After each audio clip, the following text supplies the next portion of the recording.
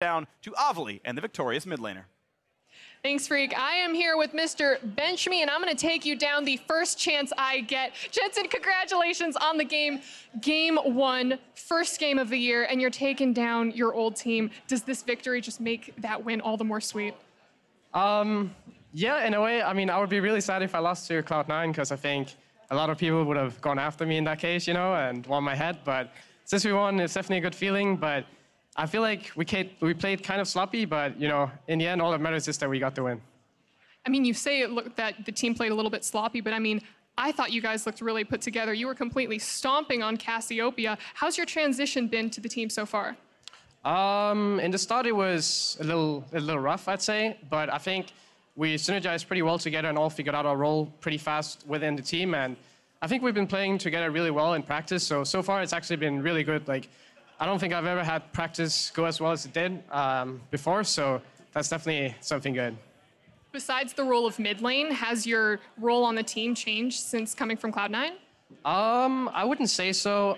It's just more about like calling around mid lane more, I'd say. But other than that, I think it's kind of similar because we have so many veterans. So like, I think Core JJ does a lot of the shot calling, so I don't really have to say too much since I think everyone just kind of leads the team. It just kind of depends on the situation, but it hasn't really changed much now. People are really excited to see Core JJ coming into NA. What's it like playing with him? He's crazy good. Like I've never seen a player this good before. Like not just like individual play, but just overall like when it comes to the game and like yeah, just everything about the game is super insane about him. So you are joining Team Liquid, the back-to-back champions of last year. I mean, everyone's expecting this team to be the best in the league this split. Is there any kind of pressure on your shoulders?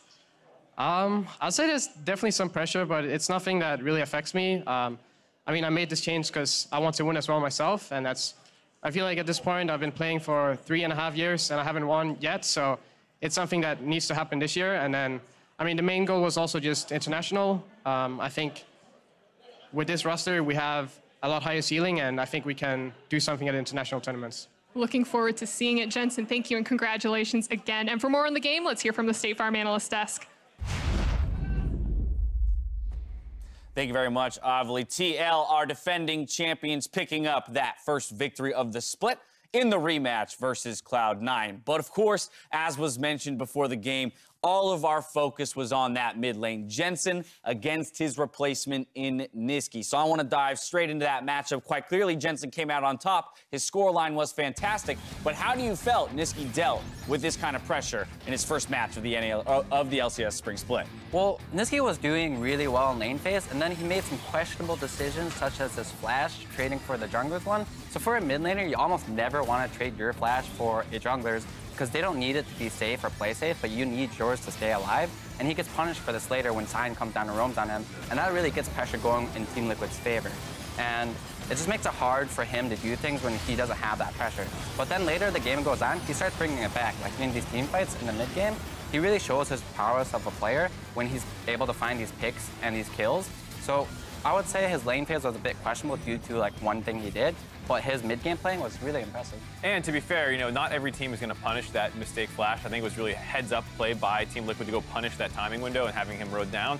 And then after that, I mean, you kind of saw why Team Liquid shelled out in the offseason for Jensen. That's put on the carry pants, ended up being like the massive Cassiopeia player that we know he is. And that was kind of the carry. I think the rest of the map kind of went how we expected, with Licorice getting the better part of the top side matchup. For the most part, Doublelift getting the better of the bot side matchup. But the win condition that High kind of highlighted really fell apart. All about the swinginess of the mid lane and whether or not Svenskeren and Niski as a duo could control the pace of the game and the mid lane itself. As was mentioned, the early game goes in favor of Team Liquid. There was some back and forth in the team fight, and I gotta say I was at least very happy to see such a close game in our first game of the split. With these two rosters. But what are your overall feelings now on these two squads? Quite obviously, there was high expectation for Team Liquid. Living up to it?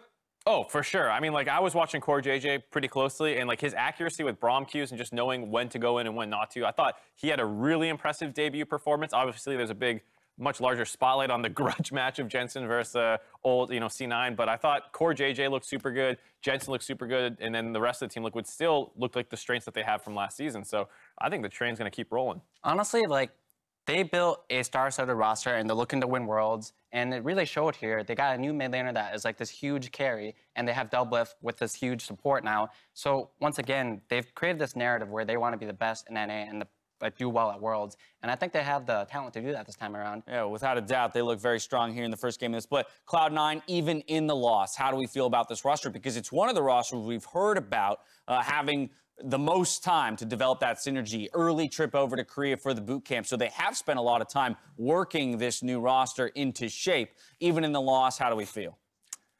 Well, I would say that, you know, I didn't really expect them to win this game. They performed better than I thought, but just comparing Team Liquid to C9, it's just thinking, what does C9 really have over Team Liquid in that sense? So I'm happy that they performed pretty well in the early game, but moving forward, hopefully they'll show them better results. I think it's a bit with their team comp as well, the draft that they had versus the other draft. It's really hard for them to win that game with the champions that they had. So, like, in their defense, you know, if they have stronger team comps, it could help them win easier. Yeah, Mark, Team Liquid, they got that Lucian you asked for. They got the Sign you asked for. And even though he did fall down in CS against the Urgot, ultimately a very strong team fighter. Yeah, unfortunately, we didn't show the predictions, but I did say C9 was going to win that. So, like, I'm kind of like, hey, my win conditions were pretty accurate.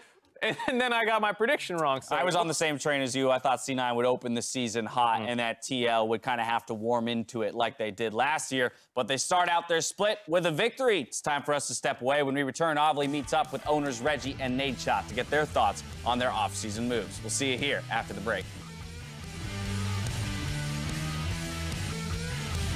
The snowball's coming down. Impact does not have a flash away. Can they get resistance damage? They're going to try. It's going to hit.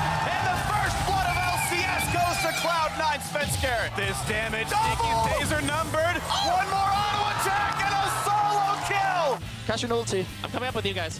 Oh, nice. Risky. Okay, no, he's dead. It's okay. It's okay.